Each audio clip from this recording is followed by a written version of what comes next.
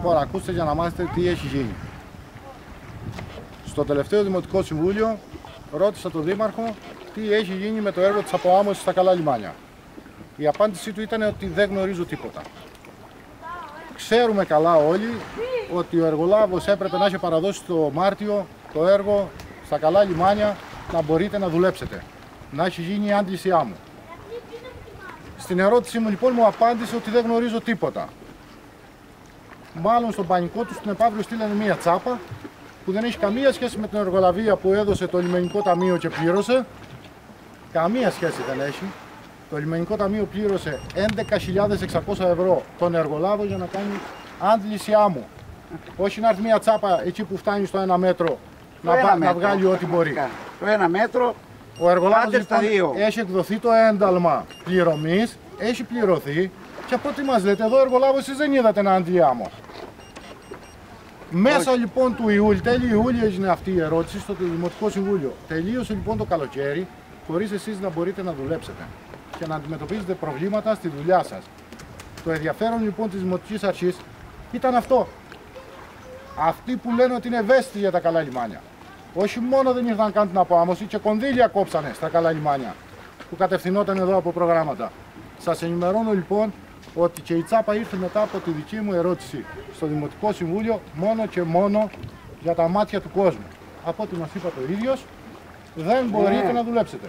Και ξέρω και θετικά ότι είχαν βγει και 5 μπετονιέρες μπετό, επειδή είδες ότι ο δρόμος είναι μόνο για κατσίκες, να ρηχτούν 5 μπετονιέρες μπετό και κάποιος έξυπνος, κάποιος με μέσον πήραν τις μπετονιέρες από το δρόμο των Καλών Λιμένων και πήγανε κάπου αλλού και πέσανε.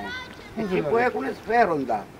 Λοιπόν, εμένα αυτό που με στεναχωρεί είναι ότι άνθρωποι που με ένα δύσκολο επάγγελμα που είναι και προς εξάλειψη δεν έχει λοιπόν αυτό το επάγγελμα συνέχεια όταν είναι δύσκολο από τη φύση του.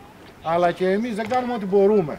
Και πληρώνουμε βέβαια, έτσι, ο Δημότης έχει πληρώσει 11.600 για το έργο.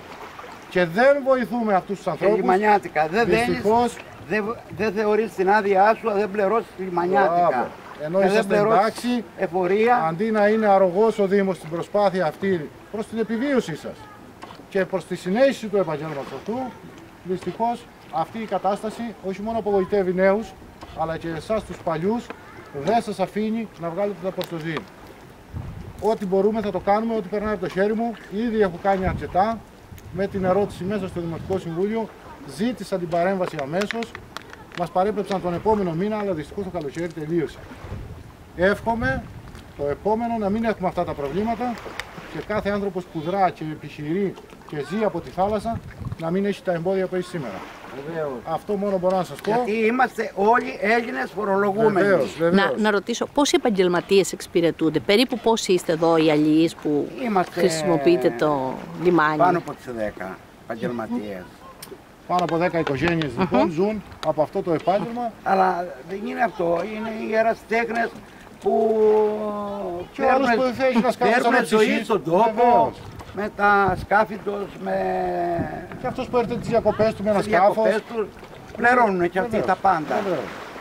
Λοιπόν, πιστεύω ότι θα εισακουστούμε έστω και τέλος του καλοκαιριού. Μεγάλη κοροϊδία, βέβαια, μεγάλη κοροϊδία αυτό που γίνεται εδώ.